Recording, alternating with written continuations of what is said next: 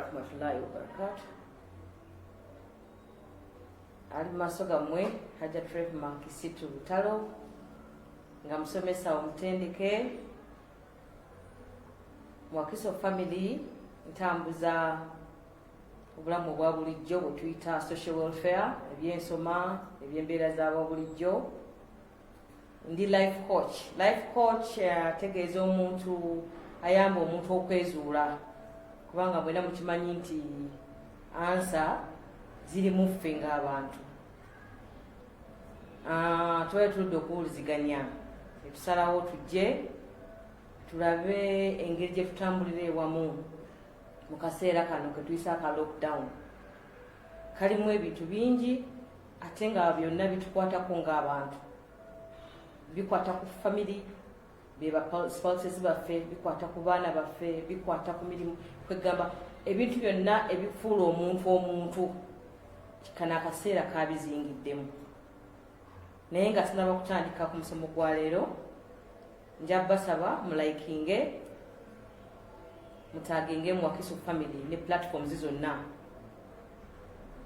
Kati leero tuleese omusomo nga kugenda kwogera ku kye tuyise lockdown. Era nja kyogera nga mukiri mu luzungu lockdown, mukiteeke mu quotes.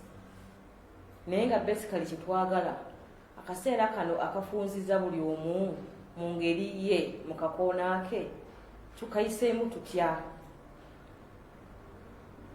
Tumale okukayitamu, ojja kusooka kategeera, kubanga mujja kulaba omusomo gujja kubanga gweddiringana kumpi nga mwezi mulamba nga tuli ku kintu kimu kye tuyise lockdown. Olw'ensonga nti kinene tulina okusooka okitegeera ne tukimenyaamenya mu mitendera nga 3-4 ffenna tulabe nga tweyamba. Tujja kusookera ddala okumanya kyeki, tweweemu ku magezi nga tuva ku ngeri gye tubadde tubeerawo,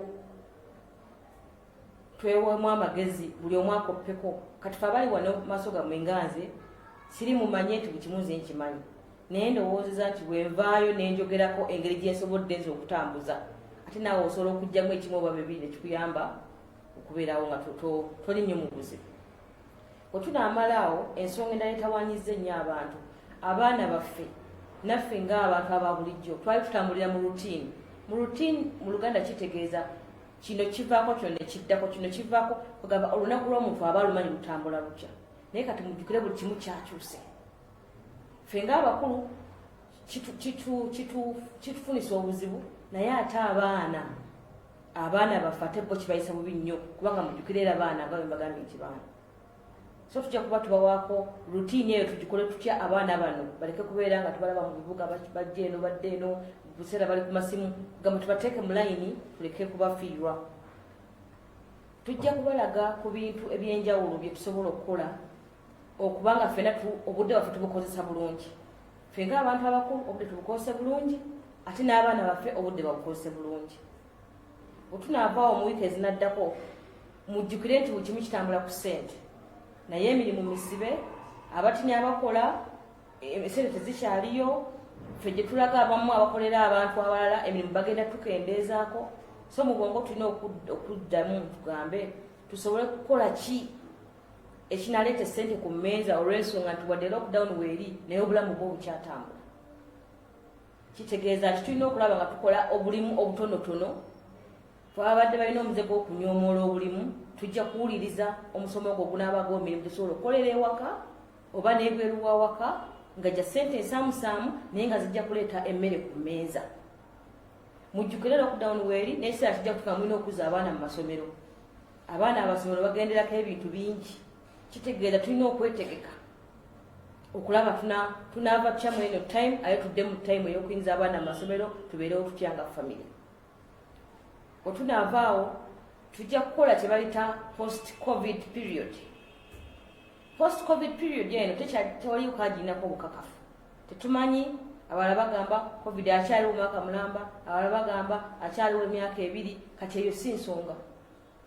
Twagala twetegeke biki bye twetaaga okuteeka mu nkola bituyambe. Kyoba covid amazeewo myaka 2 tulina okusigala nga tutambula, nga tuli basanyufu ku level yeetaagisa, nga tutambulira wamu, nga tuleka kufiirwa bannaffe lwa nsonga ya covid. nga bwe nabagambye mulaikinge page yaffe Wakiso Family, you tag in hash Wakiso Family, mukose platforms zonna musharinge, tulabe nga abantu bonna bafuna obumanyi, buli omu aweeko eri munne okulaba kikyasobola okukola tuyite mu kaseera kano nga tuliwamu. Nga bwe nabagambye akaseera kazibu, naye tewali asobola kayitamu nga ye, tulina kayitamu nga ffe. Kitegeeza buli omu alina kyasobola okuyamba munne akimuyambe, akaseera kano tukatambuze wamu. Muno mu kitugenda okwogerako kye tuyise lockdown kirimu ekintu kye bayita family. Nze nzijja mu kiti kya Wakiso Family nga nabagambye nze nkola mu byenjigiriza n'ebyembeera ya bulijjo. Naye ne gye tuli ewaka ffenna gye batusibidde tuli mu kintu kye bayita family. Kati family eyo b'abazungu bagitwala nti ye maama, taata n'abaana baabwe. Naye ffe mu African community ffe waffe gye tubeera eno ng'Abafirika ate family ate ffe gye tutwalanga yandibadde home gye tuyita family olw'ensonga tubeera wamu nga maama, taata, abaana, ab'eŋŋanda zaffe ne kye bayita homestead n'abantu abatwetoolodde. So bino bye ngenda okwogera ffenna bitutwalizaamu kubanga tewali muntu yeetengerera ng'aliwo yekka ng'ali kazinga ke, buli omu abeerawo lwa munne. Oluvannyuma lwa background eyo njagala tutandike nga mbaga ti lockdown eno yatandika nga 15 omwezi ogwokusatu, naye ekyaliwo paka kisaa kye tutamanyi bubaka ki bwe tutandika nabo nti ye lockdown eyaleeteddwa kye bayita COVID-19 kyazze tetukyakirinaku buyinza. Kitegeeza ki?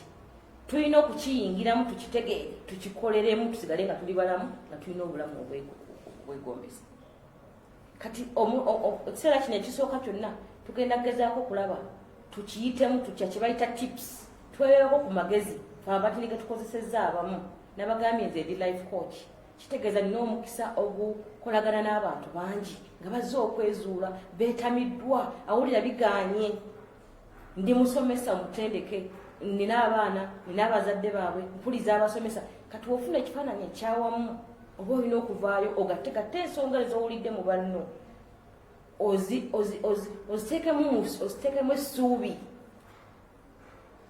Awo tugenda okutandikira leero, tugenda kutandika nakwejjukanya kaseera kano tukayitemu tutya. Nagambye kaseera ekintu kiwanvu tujja kimenyamenyamu nga mwezi mulamba. Buli wiiki tujja bawayo katini era tujja bawa amasimu emubuuliza, twagala musharinge muwene comments zammwe tuyambagane mu ngeri emu oba endala.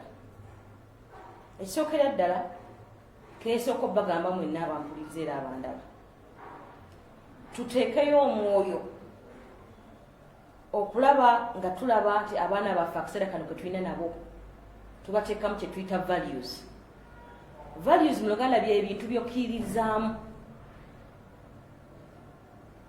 Abaana baffe, abantu baffe tubayigirize kye tuyise values kubanga kye kikola omuntu. Kano akaseera tugenda kayitamu nga tukozesa kye tuyita obuntu. Obuntu bugiramu ebintu bingi. Zempise values mu Luzungu. Mu Luganda tutwale nti bwe buntu. Abantu betukwagala nabo, abaana baffe tubayigirize ekintu kye bayita okwagalana. Kuba katulina akaseera nabo ffenna tweyigiriza okwagalana, tweyigiriza okusaba. Eno embeera teri agenda giyitamu nga teyeekutte ku Katonda. Oba Katonda waawo oba waawa owa Allah oba ki gwe kasitoma nakyo olina Katonda gwe goba okulembeza, kiteeke mu baana bo, kiteeke mu bantu bobeera nabo. Bayigirize okugabana. Fe mu Busiraamu tukozesa nnyo sadaka. Akatini kamuyina tozza nsawo za miceere mu kakoona kubanga olinze COVID wanagwa tomulinako obuyinza si gwe Katonda. Senako abaana bo balabe ng'oweereza mu banneiba ab'enjawulo, oweereza mu b'eŋŋanda, nabo bayige nti omuntu akatini k'alina akakwata ne banne. Bayige okukolera ewamu. Mu Luzungu tukiyita working in teams. Muyige okukolera ewamu. Buli omu akolera ewamu, buli omu afuna kyayigiriza munne, buli omu afuna kyakoppa ku munne, buli omu afuna kyayiga ku munne. Kitegeeza okunagenda okumalako nga buli omu ayongeddeko step kuva we yali.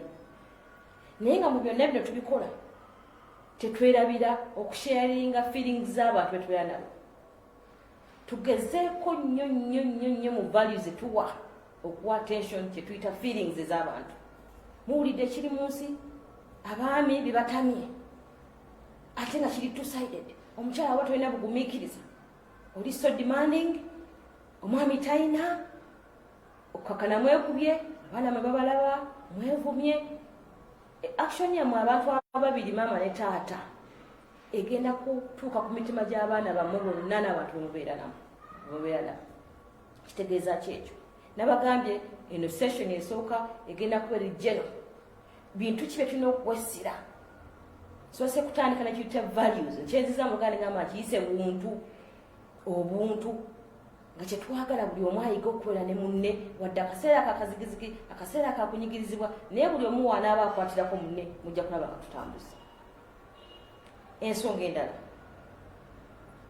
twagala tugezeeko okulaba nga tukkiriza. Twavaawa tulagawa. Buli anaasigala ng'ali mu ddinaayo nga gw'osigadde mu kakakuuniko nti ffe twali tukola bwe tutya ebintu, n'ogaana okukyuka kweno embeera gye tulaba kati, ate gw'ojja kuyisiba bubi nnyo. Kitegeeza ki? To striking a balance. Mumanye nti nava wano tulaga wano kati tusobola okubeera wano wakati kati. Abakyala tetulemerayo nnyo, abaami tetulemerayo nnyo, abaana baffe temulemerayo. Buli omu alabe nga akkiriza gye twava wa gye tulaga olw'ekiseera kyattu kye tulimu tutambulirewa. Ffenna tukkiriziganye ng'abantu abakolera ewamu. Bwe tunakkiriziganya mujja kulaba nga ekintu kitwanguyira. Akaseera kano abasinga bakeevumye, naye nze ng'omusomesa, nga life coach, omuntu ayamba abantu okwezuula, ng'omuzadde, ndi muzadde w'abaana 5 biological n'abalala bangi, njagala mulekerawo keevuma. Njagala mukalamu ng'akaseera Katonda ke yatuwadde okuddamu tukwatagane n'abantu baffe ewaka. Buli omu yeetunuulire mu kiti kye. Maka meka agaali gafunyeko emyezi 2 nga mwenna muli waka, taata, maama n'abaana bonna. Maama wabanga takola masaka nga mukyala lutalo, gavumenti gyamusindika ng'omusomesa, nga taata amulese Kampala n'abaana, abaana babeera mu bisulo. Maama wabanga yaliwo, taata wa business. Abazadde abwe bawe bali, abaana ba bisulo bakeera kufuluma bayingira kiro. Kati kana akaseera tukafunemu obulungi, tukakozese okwezimba nga family. Buli omu addemu akolagane ne munne, kituwa omukisa okubeera n'abaana ffe tubategeere nabo batutegeere. Maama wange ayagala ki? Taata ki kyasuubiramu? Ki ekimunyiiza? Ki ekimusanyusa? Ffe abakyala omwami ayagala ki? Tuludde okubategeka ebbanga eriri continuous. I think tekibeeranga nawe kubanga ne bamaama betuyita abasigala ewaka abatakola, abatafuluma nga ffe tageze kukola. Era omwami akeera kufuluma. Kitegeeza akomawo kiro oba akomawo ku wiikendi. Kakitegeeza kana kaseera Katonda katuwadde tukakozese nga tukalabamu bubi, naye tulabe nga twetereza nga family. Buli omu ategeere munne. Taata tegeera maama, maama tegeera taata, abaana tegeera abazadde, abazadde mutegeere abaana bamwe. Omanye nti ono omwana wange ali bw'ati, asaana muyamba bw'ati. Ono omwana wange ali bw'ati, asaana muyamba bw'ati. Akantu akalala ke njagala twogereko, era mu eyo okuyambako okuzza obumu bwaffe. Mbagambye eno time eri free, etuwadde omukisa okwetereza ng'abazadde n'abaana baffe. Etuwadde omukisa okwetereza nga family, abantu bonna ababeera ewaka mu maka gaffe kye bayita home. Etuwadde omukisa okwetereza, tukikozese. Ekyokubiri, tukikozese omukisa guno okulaga abaana baffe okwagala. Let us love our children. Abaana bano bw'obalaga okwagala bafuna security, bamanya taata wange waali, maama wange waali. Buli wafuna obugumu obwo yeetwala nga muntu wa kitalo nga alina value, ali important. Kubanga ekimu kisiza okutawaanya abaana baffe nga bakula. Obwo bamisinga paati eyo nga bagenda baginoonya ewalala. Ne muwulira abaana bafuna embuto, abaana badduka mu masomero, badduka n'obulenzi obuto. Muwakamba temumulaze kwagala. Kati oli omulenzi agenda omugambako akagambo ng'alaba nga w'amaanyi nnyo, ngali kugamba enjo avudde waggulu n'agwa ku nsi. kati akaseera kano tukakozesa nga family, twagala abaana baffe, tubalage nti tuliwo bakuuma, tulina obbawa security, tubalage nti bamaanyi gye tuli, tubalinamu essuubi, tubawe essuubi ebyo tubalina okutambulira wamu mu kaseera kano akazibu. Akaseera kano katuyambe okukyusa mu mbeera zaffe eza bulijjo, tuziyita lifestyles. Buli omu yamanyi wabadde alibi mu bulamu bwe. Nje kuwa example esingayo obwangu. Wabanga taata buli nnaku abadde akomawo n'omugaati, nga famire omugaati bogirya mugulya mu lunaku lumu. Kati akaseera akazze kakuva mu mugaati tugulayo ku bayita hardcorn mu Luganda ye kasooli ono gwe basiika oba gwe bakuba mu butto bane basiika nga mukalu. Tutugale nga tufuna ekyokulya naye nga tekiyingiridde obulamu buno obwakyuse ate ne bukyuka mu lwamu mu buntu ne mu nsawo zaffe. Tutegeeza ki bamaama batera okubeera so demanding. Obanga obadde osaba bintu bya mitwalo 10 akaseera katuuse okkiriza omwami kyasobodde okuwa owadjustinge omwami kyasobodde okuwa. Bw'onaagaana okukkiriza okukyusa mu bulamu bwo obwa bulijjo oyagala okusigala eri waggulu ng'ate ebintu byakyuse, obuzibu tebugenda kugwawo mu maka. Mwami ejja mukalubiriza akuddukeko ate ogamba ndekedde abaana oba kkube ate tuve mu kufa abaana baffe tubaleke bamwawukane, abaana mubaleke nga tebalina akola ki, tebalina abantu babagatta. Kati kano akaseera kamaanyi nnyo okulaba tukyusa obulamu bwaffe obwa bulijjo, tuveeyo eri mu biire gye tubadde, tukkirize nti embeera yakyuse, tukakkane mu bulamu obutusobola okuteekamu kye tulina essaawa zino zetwogererako. Mu kiseera kyekimu njagala tukozese obudde buno nga bwe nabagambye nti security y'abaana eri very important.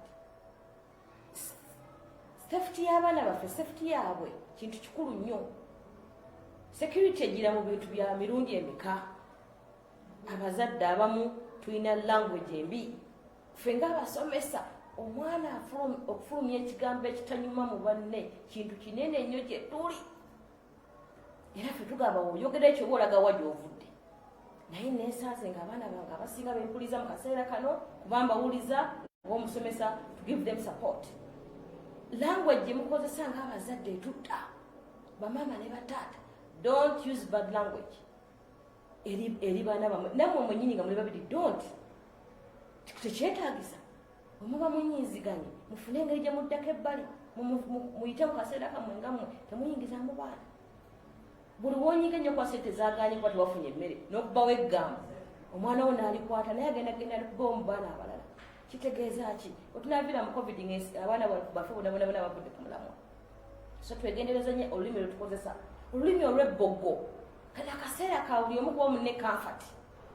Tekyetaagisa kwogera ng'obogokana nnyo, tekyetaagisa kulaga nnyo busungu. Tumanyi buli omu ali challenge naye buli omu asupportinga munne. Wonayogeza ebbogo tekigenda kukyusamu nfune ssente oba tuziina oba oziina zize ntini zoyina ze mamu planning. So ffena twadjasinga ennimi zaffe twogere mu olulimi olw'omukwano, olulimi oluzza, ffena tusigale nga tubiri mukwano twesupportinga mu kaseera kana akazibu. Njagala nnyo mwetegereza abaana baffe mu kaseera kano, ye safety y'abaana gye nkyaliko, obukuumi bw'abaana baffe. Mubeetegereze omwana yeeyisa atya, yeekomomma, yeetadde mu kakoona, asirika nnyo, tabeerawo nga banne si musanyufu. Ogezeeko n'okumanya lwaki ali mu mbeera eyo. Twafunye challenge, abantu abatwetoolodde ba-abusing abaana baffe. Abusing mu Luganda babakozesa, babateeka mu nkolagana ey'ekikulu, nza kankyogere bwekyo. Naye twesanze nti percentage esinga bantu batwetoolodde. Tukola nabo ewaka, bakojja b'abaana, baana b'abaana baffe, baana b'abannyinaze, nga obimanyi abantu famire zaffe ez'Afrika nga bwe zaakula. Kati omwana ono olaba ng'atandise okwekomama, omwana bunaku abadde musanyufu, takyavaamu kigambo, takyayagala kutunuulira mu maaso, buli kiseera abeera mu kakoona. Weetegereza omwana oyo lwaki akyusizza enneeyisaaye. Asobola okuba ng'alina ekizibu nga tomanyi. Once in a while, kati abamu balina amasimu ddala bakulukulumu. Yitamu mu chats ze zanyumya ne banne. It's not official but as parents omuntu tulina kikola. Kikuwa ekifaananyi omwana wange alowooza ki. biki byabayogera ne banne bizimba tebizimba comments zakola ziri polite ziteekako value weziba teziri otandikirawo okuyamba omwana wo aleke kuyisibwa bubi ekintu ekirala nabagambye dda okufaayo okumanya lwaki omwana oyo yeeyagala oba teyeeyagala kyekintu kikulu nnyo eno embeera yaleesa lot of anxiety kwekubeerawo ng'oli ku bunkenke nga tomanyi kikiddako abaana baffe tubayambe eno time tugibannyonnyole ti covid yoono bwati bwe yakoze ensi bino bye tusuubira tujjewo anxiety naye wanabeera mubanga tamanyi kiddako kati ddala fe abalina okusoma balina bacandidates babagamba mujja genda kusomera enkya ne lukyuka tujja genda kusomera oluli ekyo kati kisobola okuleetera omwana atali mugumu omuleetera obuzibu kati mugezeeko n'okulaba nga mubannyonnyola embeera eriwo kibayambe okumanya otunaayita mu kaseera kano mufeeyo nnyo ebitwetoolodde nemba muli mu bisaakaate totakinga advantage nabagambye abantu abakozesa abaana baffe ensobi abasinga percentage nene tuli nabo baŋŋanda zaffe batuyambako ewaka beba anka abajja okukyala naye mugyeko nebyo bebisaakaate nti baŋŋanda zaffe abantu abeera mu bifo nga byetadde abaana mubagaana okwenjeera muveeyo nnyo nnyo kale tetuganye osobola okuba nga ekifo kyobeeramu kyabantu bangi naye era gezaako ategezaako era nga wobagamba lwaki okola ekyo omulembe guno gwakyuse si gwe guli nti tuula wansi ajja kubuuza lwaki so omwana wongamba nti saagala ofulume sigala mu nnyumba muweereko n'ensonga bategeera ne waba muto yanga azimyaka 5 muwe ensonga ajja kukitegera mami yagamba tetufuluma kubanga covid atambula bwati ne bwati ne bwati mami yatugaana okwenjeera kubanga abantu basobola tukozesa ensobi kugamba woba omuwe kyoyagala ekyokukola ekinamukuuma ngaomwana muweereko n'ensonga tolagira bulagizi omulembe si bwakulagira bulagizi ojja kusigala nga yeebuuza lwaki andagira ate gyonaako mumulemerako ng'ayagala okumanya lwaki ekyakiremeddeko nnyo era ng'abantu bonna ebakolaki so ekintu kyokulaba embeera y'abanaffe ze balimu kyetuyita environment mu luzungu biki ebigenda mu maaso waka biki ebikolebwa mulaba firimu zifaanana zitya mwogeraganya mutya ebyo byonna ebintu bikulu bannange kana akaseera kawanvu mwawulidde abaana 6 ekamuli 13 years and below myaka 13 12 manya 14 abaana 6 myezi 2 bonna bali mbuto guteeka mu butesi mu bwongo bwo singa abaana abo tebakwatibwa bulungi kyekigenda okufuuka Uganda ekyo bagaba babuulira owaboowe omukemaliremu ekyavudde eri muyiganga wa luka buyikwe kijja kutuuka abaana betutatuulira nabo bagamba kyekyetaagisa nakulaba embeera gye tubaleseemu eri etya omwana omuleka ne yeetwala alinganga muntu mukulu afuluma bukedde akomawo kiro kikyomusuubiramu n'embeera eno gala mugiraba bananga akakano nako kakulirwa kati obusonga obwonna wadde bukyatambulira ku security y'abaana baffe akantu akalala kenjagala twogereko tukozesa omukisa guno twengeri tuyita spiritual side eside eri eyange ne katonda wange zino eswala ffe zetwakubiramu nga za miggo ate kati tezikyakola guno omulembe omwana yogera naye omulage nti bwonaakwatagana ne katonda wo katonda ye muntu atajja kukulyaza amaanya atajja kukyusa byoyogedde ajja okutegeera nga wokutegedde gwoyogera naye mu lulimi lwotegeera noba tumanyi luwalabu mugamba omwana womuyigirize kyekiseera woowulira nga otendewaliddwa funa wudhudde walisaleera kezi gamba katonda webiyagala omugamba mu lulimi lwokolaki otegeera kati kana akaseera tukakozese okuzimba enkolagana naffe katonda kyetuyita spiritual connection ne katonda waffe kintu kikulu nnyo mukiso family ffe tutambulira ku nsonga eyo eya katonda omu obutamugattako oba olabibwa oba tolabibwa it's between you and your God kati abaana baffe tukuse kuno omukisa okulingizaayo akitambuza atya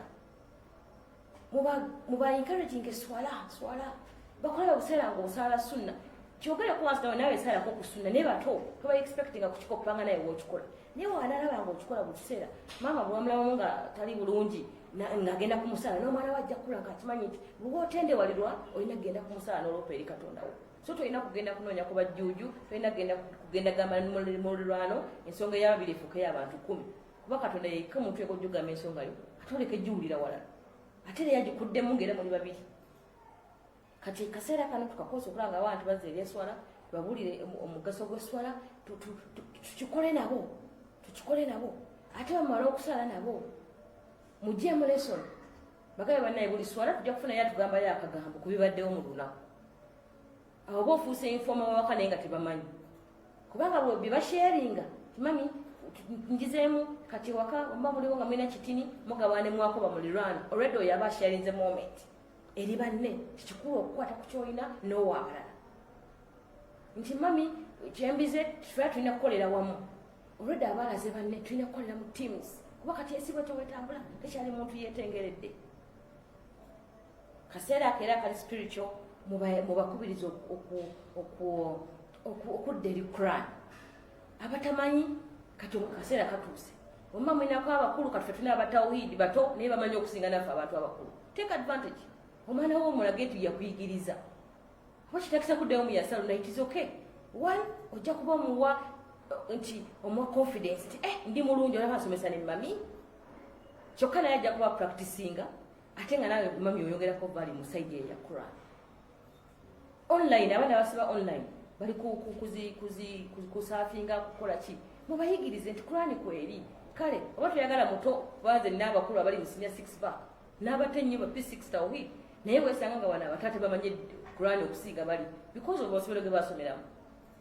Kati waba ati nti omuntu tajja kunsomesa kale teekamu akasente oba okayina yesomeseze online yayigirira Quran ku simu kuba kati omulembe gwakyuse buli kimu kiri awo mu maaso gaffe wabula temubafaako bali mu kunoonya bifaananyi bali mu kudda na banaye buseera kukola lugambo mwana mulage nti essimu eyo esobola okukola ebintu eby'omugaso gy'oli ekuzza eri munguwo eriko amadduka kuliko okusomesa okw'enjawulo abantu basomesa era omuntu wa guno omulembe alyekwasa nti yategeera ddiini ajja kululako amusonyiwa kubanga eddiini etwetoolodde omuntu wonna wonna. Kati akasonga ako nga tunakugalawo kankagalizi kankamale nga ngamba mubafunye ne Quran eziri mu nnimi ze bategeera. Kati soka tuyimireko kaawo tunaddamu nga tuvudde naye mujjukire mutaaginge ku Wakiso family mubeere nga mutufollowinga tutambulire wamu.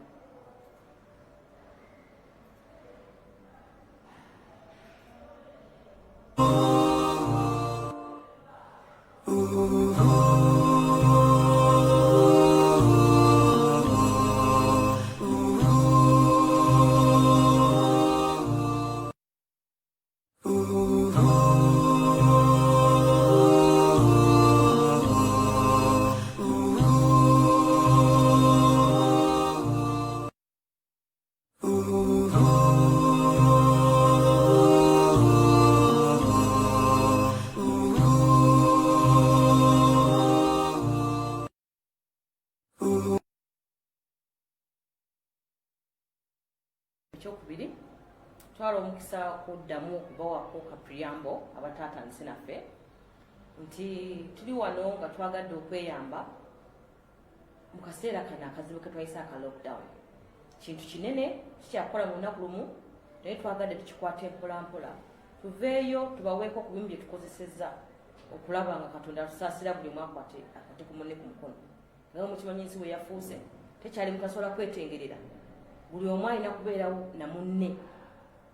Kati ekintu kyavudde mu lutalo asobola nze nsobola si twasobola kyafuuse tusobola ffenna tunatamanya tusobola mujja kulaba nga ffenna tuyise mu kaseera kana akazibu.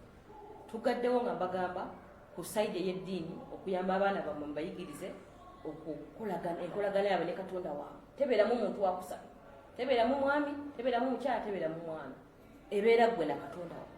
Nabadde engeri gye musobola okubayigirizaamu era nbadde nzigaddewo nga mbagambye nti ne Quran zino gye ziri mu nnimi zonna mubawe omukisa balekerawo okuraminga obukuraminza ezo suras ne verses mu Luwarabu kosi bonna tebalutegeera basome Quran bagitegeere mu nnimi zaabwe. Olwo Oluzungu nga mwagitegeerera asome Oluzungu, waba amanyi Oluswayiri asome Oluswayiri, waba amanyi Oluwarabu nga alutegeera it's okay. nekitwagala tuve ku ddiini eneneneno gitwambala owambazi nolaba hajati yesimbye veiro ayambadde haji enkofiira temuvaako akalaadi kamubeera mu ngalo naye nga munda eddiini talina reflection yonna ya busiraamu obw'obuntu kuba kati guno omulembe gwatuse gugenda kutambulira ku buntu kati abaana baddeyo basome Qur'an eyo mu nnimi zaabwe tujagala basome mu Luwarabu kwamwe yafulumira naye badde bagisome mu nnimi zaabwe oba Luzungu oba Luganda agitegeere asobole okuteeka mu nkola Qur'an yigamba akaseera leero akatundu kafe agenda okusembayo kenjagala okuteekako nnyo essira abaana bonna bwedda mugamba abaana batulemye hajati abaana mubazaayo ddi hajati abaana bantuuse ffenna abakulu b'amasomero mulowooza nti baffe tulinamu enkola ey'enjawulo etali awo naffe tuli bantu lwakuba ffe tuba trained abantu batumanyi engeri gye bakwatamu kakati tulabe engeri gyetusobola okubabeezawo nga nabo bali bize kuba ndabaka okusinza okuva obuzibu eri abazadde tebulamu baleka ne bayenjeera munoonyereza omwana wo biki byayagala what can Nakato do? What can Babili do? What are the interests of Rehana? Soko otegeere omwana wange kiki kyayagala kiki kyatayagala bintu ki byalina mu mikono gye kituyita hands on hobbies ki kyakola ekimuwa essanyu okiraba nga kiri mu layini ya busiraamu mu supporting atambulire omwo omanye nti bw'omulaba nga asiriikiridde ono ayagala nnyo okusoma Quran era ojja mulaba nga ali mu kakoona nga akompitinga kulaba nga Quran agiramu emirundi mingi ate ojja kufunayo omulala nga Quran agisomako saawa zotadde ku routine nga ndagala tugenda kuyita mu routine tumanye abaana tunaabatambuza tutya ku bulabu obwa bulijjo okuyita mu kana akaseera kati buli omu ofuna w'omufundiza ate nga musanyufu okitegedde kakati bino byebintu ebimu bye tusobola okulaba okunoonya mu baana baffe mbagala mulimu abaana nga yamanya ajja kubeera shehe nze mwina ngamba mami I will be a pilot at the same time as shekat kakitegeeza olina omukuza ng'omuwa saidi zombi oyo wababazo kimensioninga making sure ate yomwongera time ku saidi eri ya Quran asobole okubibalansinga era obeere nga buseera obijjukuza pozi shekat waffe yagamba ki pozi sheki yaffe yagamba ki kibawa confidence nekimukipinga ng'alina ekigendererwa tajja kutamatama mangu of course nga twongerezaako n'okusaba kuba Katonda yagaidinga byonna ng'oggyeko ekyo abamu baagala music obusiraamu tebugala music kati ng'okuzanya gita okuzanya piano abantu ababisobola okufuuwa omulere waliwo ebintu bingi basobola okukola ebisobola okubazimba mu hobby zaabwe ng'akikola n'akinyumirwa nze nina abawala abaagala nnyo ebyokufumba buli kiseera bw'omuwa essimu YouTube adownloadingako kyakufumba mami leero tukole no cake ya chocolate leero tukole ya fruits mami tukole cookies nina omulala yayagala byakusiigasiiga ayagala nnyo art kuliko app bagiyita Pinterest ereeta art owa buli kika kati omanya nti omwana nfa gy'okubeera ku pornography ku ssimu yo agendako okukuba bifaananyi era naabikulaga nga olaba ddala mwana muto naye ng'alina art katandikirawo okuzimba okumuzimbamu eyo layini ate nga afunye ekintu kyateekako obudde bwe aleke kudda nga musamaafu kubanga alina waateeka obudde bwe omulala omuwala ayagala nnyo ebyokusiiga bino ina byetusiiga ebyabasiraamu byebasiiga abagole mugule buzi katyubu kamu n'asiiga abawala bonna abawaka wiiki emu nga mwozeza nga bibaweddeko nga ddamu ng'abasiiga time gyamala nga concentrate nze ku muntu oyo omu omanya brain yo kitadde mu kintu ekigasa tajja gimala ku TV tajja gimala ku kusafinga tajja gimala ku Facebook oba omulimitinze ku kintu ekiaddinga value ku ye ate ng'ali mu line abalala baagala nnyo okusoma mujja ku nga tetulina butabo twabulekayo ku masomero bonna bonna buli waka busomi abumazeeyo kale muwa amawulire kubanga omuntu ayagala okusoma ajja kusoma buli kimuyita mu maaso remember ate yo weakness yaffe ng'Abannafrika twagala kusoma ate ng'omulembe gwa kusoma oyo omwana muwe buli kuwulira kasobola okusoma nekirala mubuuzeko ku butabo bw'ayagala kati buli online oba olina obusobozi kati baka downloading omwana wakasomera ewaka kuba maze okulaba nti kino kimusanyusa ate kimufuula omuntu ow'enjawulo abalala baagala nnyo okuwandiika bawandiika poemu bawandiika articles muzimbire mweyo line omuntu asobola okuwandika articles n'amalamu n'akula nga awandiikira ma TV awandiikira ba radio awandika articles eza newspapers n'olaba nga ozimbye interest ye n'efuuka an income generating project mu future ekirala kibatera okwagala nnyo kyetubuusa amaaso ate nga kikulu nnyo baagala nnyo amasimu omulala yaŋŋambye nze hajja tisobola kwa mwana wange essimu ne mugamba g'ofudde kubanga olina omuwa omukisa okuba exposed omulembe gwakyuse kati gye tulaga bwe kimu kigenda kuba kitambulira ku mpewo n'amaofisi agasinga gagenda kuggala kitegeeza omwana otamuwa mukisa kutegeera gadgets ezo olina laptop naye ogikukulira ogisibirawo nekufulu olina essimu tosobola kukiza mwana agikwateko oba omukutuggira olw'ensonga n'agenda naye baja nabiyigira jjukira ebintu ebiri practical gy'oka omukukwatako n'okuyiga so what is the way forward muyambe buyambi omugayidinga essaawa ki gy'akozesa omumonitoring biki byakolako akozesezza atya tayonoonye gy'anaako mukukwatako nga naye azimba ekyo ekintu ensi ey'enkya gye bayita 21st century period gye tulimu kati ejja mwanguyira kuba omulembe gwegutebwe gwafuuse ate kino kigenda nammwe abantu abakulu omuntu anaagaana okugenda digito nja kwongerezaako wenadda ofudde katukola meeting tuzikolera ku Zoom buli omu ng'atuddewo kakati bannange mulayini eyo nziramu beebaza kuba nti muli ku mpewo musharinge mutaginge mu Wakiso family tujja kubasomesa tujja bawa kyonna kye tusobola nga Mungu nannyini buyinza atusobozesezza n'obugambo obwo ajja Trevor Maksitu Wakiso family ate nabagambye ndi life coach kitegeeza tajja kukuba mpiso tajja kufikisinga nga wana abapsychology tiwaze oli mulalo bakweddagala life coach akuyamba ng'ozze n'ekizibu ky'oli akikutuuse n'akikugjamu muli munda we kennyini ne weefunira ansa ya kizibu kyo kati mutukozese weetuli kubwereererira tukolera gye tulaga jo nabadde mpuliriza sheekh omu ng'atugamba tuwowezaana n'otakyuka ofudde nze nagaweza dda nira negyeyongeramu sijja jjogera bakazi twogera n'emyaka gyaffe naye kati nange nkolerera sayidi eri kati mufiiringe free oba olina ekizibu I can coach you nsobola okuyamba n'okiyitamu neweefunira ansa zaakyo okiba ky'abaana okiba kya mwami okiba kyaki kuga buli omu afuneko omuntu gwayirako ku bintu bye tukiyita kukujjuza kikopo ekikopo kyange wekiri kikyereere kirinza bakijjuza nfune engeri gye tweyambamu tusobole okutambuza eggwanga lyaffe n'obugambo obwo bulungi oba obungi ennyo tubeebaza okubeera ku mpewo. Assalamu alaikum warahmatullahi wabarakatuh.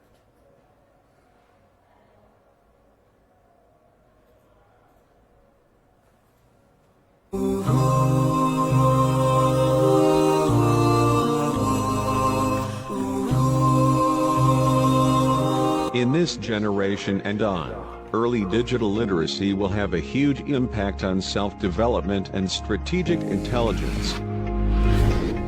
.NET Hub is cracking the future's code. Kids Who Code is a youth-based circuit program at .NET Hub.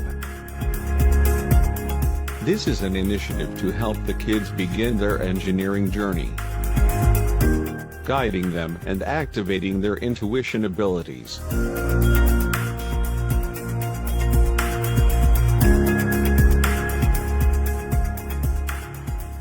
Learning how to assemble robot systems, and learning how to communicate with these machines. Learning coding is the only way to stay competitive in this emerging technology growth and global technology market. The future doesn't just happen. Future gets happened. Embrace technology.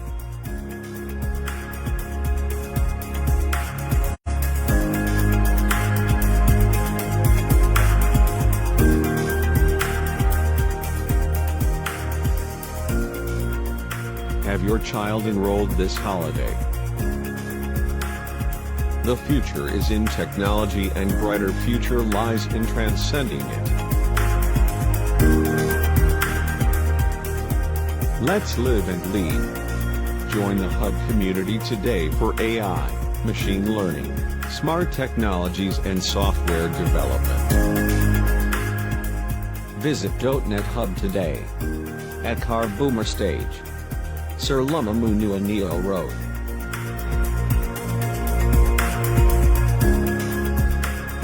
Contact the Hub on 0200 904 050 or at www.dotnetug.com.